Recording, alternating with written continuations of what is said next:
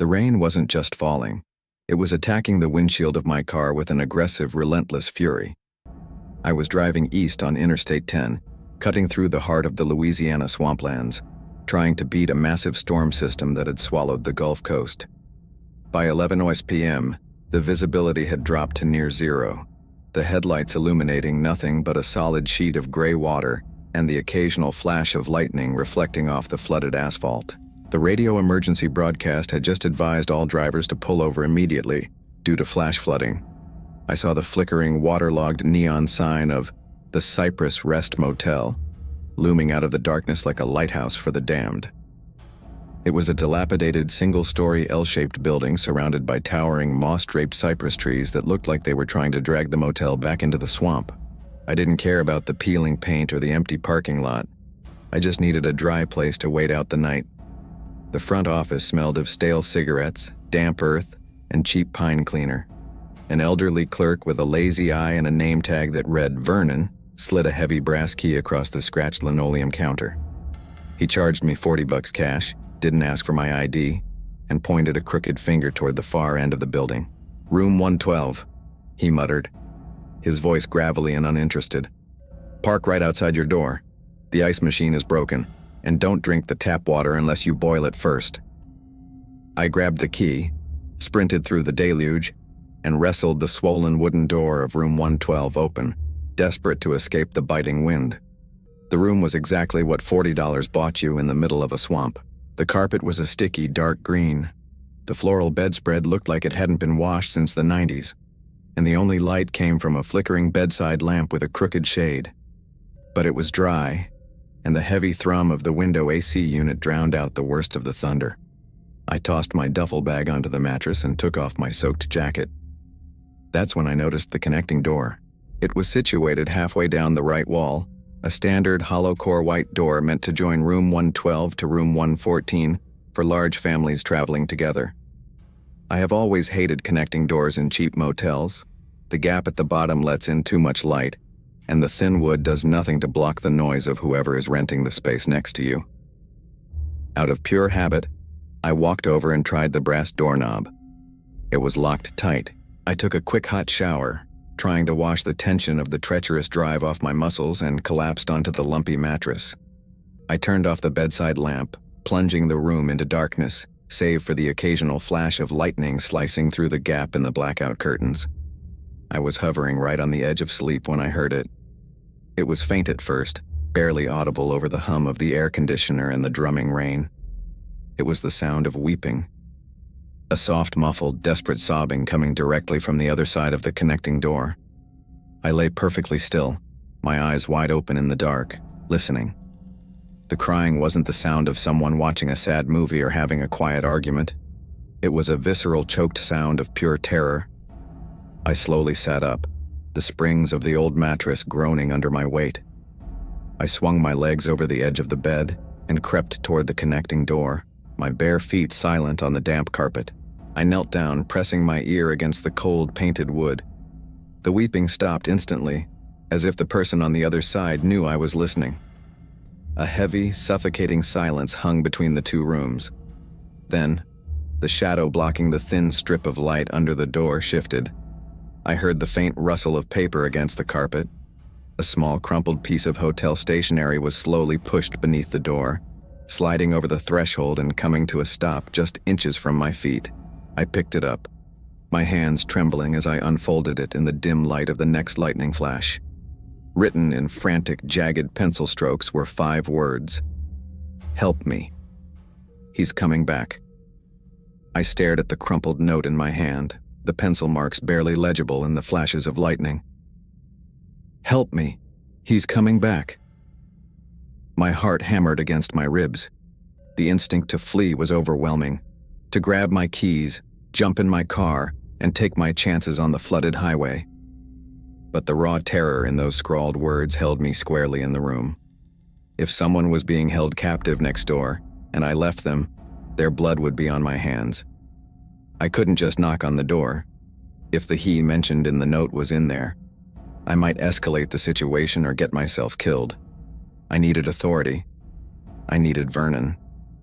I crept back to the bedside table and snatched up the greasy receiver of the landline phone, punching the button for the front desk. It rang 10 times, each ring sounding like a shrill alarm in the small room before the line clicked open. "Front desk?" Vernon's voice grated, sounding irritated at being disturbed. "This is room 112, I whispered, cupping my hand around the mouthpiece, eyeing the connecting door fearfully. "Listen, I think there's a domestic situation going on in the room next to me, room 114. I heard a woman crying, and someone just slipped a note under the connecting door asking for help. You need to call the police." There was a long, heavy silence on the other end of the line, broken only by the sound of Vernon exhaling smoke. Then, he let out a harsh, wheezing chuckle that made my skin crawl. "Son, I think the storm's getting to your head," Vernon mumbled. "Ain't nobody in room 114. That unit's been out of commission since Hurricane Ida tore half the roof off 6 months ago. It's padlocked from the outside. There's no power, no bed, just rotten rats." Before I could protest, the line went dead. I stared at the receiver in disbelief. He was lying. He had to be lying to cover something up. I looked back at the note in my hand. It was real. The paper was dry motel stationery. The pencil graphite smudged against my thumb. Just then, the shadow at the bottom of the connecting door shifted again. Another piece of paper slid through the gap, moving faster this time. I dove for it. "Why are you being so quiet? Did you tell him? Please say something, I can hear you breathing." The specific knowledge that I was near the door chilled me to the bone. The weeping started again, louder now, more frantic, interspersed with soft, desperate pleas of, "Please, please, please." It didn't sound like a recording. It sounded like a terrified human being inches away from me. I couldn't stay in room 112 anymore. I felt trapped between the storm outside and the impossibility inside. I needed visual confirmation. I needed to prove Vernon wrong. I grabbed my heavy high-beam flashlight from my duffel bag, threw my soaked jacket back on, and braced myself. I unlocked my main cabin door and pushed it open, instantly blasted by wind and rain that soaked me to the bone in seconds. I stepped out into the deluge, hugging the rough brick wall of the motel, inching my way toward room 114. The parking spot in front of it was empty, a pool of muddy water reflecting the lightning. I reached the large picture window of room 114. The heavy blackout curtains were drawn tight, but there was a small gap in the center where the fabric didn't quite meet. I pressed my face against the cold, wet glass, cupped my hands around my eyes to block out the lightning flashes, and shone my high-beam flashlight through the gap. Vernon hadn't been lying. The beam of light cut through the darkness, revealing a scene of absolute devastation. The ceiling had indeed collapsed, leaving gaping holes open to the churning black sky. Rain poured directly into the room, pooling on a floor covered in soggy drywall, insulation, and broken furniture. The bed was overturned, the mattress rotted and black with mold. There were no lights on, no luggage, and absolutely no people. It was a ruin, uninhabited for months. I stood frozen in the storm, the rain plastering my hair to my face, trying to process the impossibility of what I was seeing versus what I had heard. My flashlight beam landed on the connecting door from the inside of room 114. It was splintered and warped from water damage, covered in thick green moss. I backed away from the window, my mind reeling, turning to rush back to the relative safety of my own room. But as I passed the exterior wall separating 112 and 114, I heard it again, not from the ruined room I had just looked into. The sound was coming from inside my own room. Through the thin walls, over the roar of the storm, I heard 3 distinct, gentle knocks on the connecting door from the inside of 112, followed by a woman's whisper, crystal clear and terrifyingly close. "Honey? Where did you go? You didn't leave me, did you? He's almost here." I stood paralyzed in the freezing rain, the flashlight slipping in my trembling grip. The voice had come from inside room 112. My room. The room where I had left my duffel bag, my wallet, and my car keys on the nightstand. Panic, sharp and metallic, tasted like blood in the back of my throat. I couldn't just run to the car. I couldn't start it. I had to go back inside. I gripped the heavy metal flashlight like a club, took a deep breath that shuddered in my chest, and lunged back toward the half-open door of room 112. I threw my weight against the wood, stumbling inside, and immediately slammed the door shut behind me, engaging the deadbolt and the security chain. The room was deathly quiet, the roar of the storm outside suddenly muffled. But something was fundamentally wrong. The temperature had plummeted drastically. Every exhale materialized as a white cloud of vapor in the dim light of the flickering bedside lamp. I kept my back pressed against the front door, sweeping the beam of my flashlight across the tiny space. The bed was empty. The bathroom door was wide open, revealing nothing but stained tiles and a dripping faucet. I was alone. I rushed to the nightstand, my eyes darting frantically. My duffel bag was there, my wallet was there, but the keys were gone. No, no, no, I muttered, tearing the bed sheets off, throwing the pillows to the floor, my hands shaking violently. They had been right next to the lamp. Before I could tear the room apart any further, a soft, dry scratching sound drew my attention. I froze, slowly turning my head toward the connecting door. There was a new piece of motel stationery lying on the dark green carpet, but it hadn't been slipped under the door from the other side. It was sitting directly in the center of the room, as if someone had placed it there while I was tearing the bed apart. I walked over, my legs feeling like lead, and picked it up. The frantic, jagged handwriting was back, pressing so hard into the paper it nearly tore through. He found the keys. He locked us in. Hide. A low, mechanical click echoed through the freezing room. It was the unmistakable sound of a heavy brass tumbler falling into place. I slowly looked up from the note. The doorknob on the connecting door, the one that had been locked tight since I arrived, was slowly turning. I backed away, raising the heavy flashlight above my head, my heart hammering a frantic rhythm against my ribs. "Vernon!" I screamed, hoping the clerk was somehow doing maintenance, though I knew it was a lie. "I'm armed! Stay back!" With an agonizingly slow metallic squeak, the connecting door swung inward, opening into my room. My mind struggled to process what I was seeing, the sheer impossibility of the physics shattering my sanity. Just 3 minutes ago, I had looked through the window from the outside and seen that room 114 was a flooded, roofless ruin of rotting wood and collapsed drywall. But the space revealed behind the connecting door was nothing like that. It was a pristine, perfectly preserved motel room from the 1970s. The carpet was a vibrant, dry mustard yellow. An old CRT television sat on a wooden dresser, emitting a soft, static hiss. There was no storm inside this room. The air smelled heavily of cheap perfume and stale cigarette smoke. And sitting on the edge of the perfectly made bed with her back to me was a woman in a faded floral dress. Her shoulders heaved as she sobbed quietly into her hands. "I tried to warn you," she whispered, her voice echoing unnaturally in the small space, though she didn't turn around. "You shouldn't have gone outside. You showed him where we are." Slowly, she lowered her hands and turned her head to look at me over her shoulder. Where her face should have been, there was nothing but a smooth, blank expanse of pale skin, featureless and hollow. Slowly, she raised a trembling arm and pointed a single, long finger. She wasn't pointing at me. She was pointing directly at the dark, open bathroom doorway of my own room right behind my back. And from the darkness of my bathroom, I heard the heavy, wet jingle of my car keys.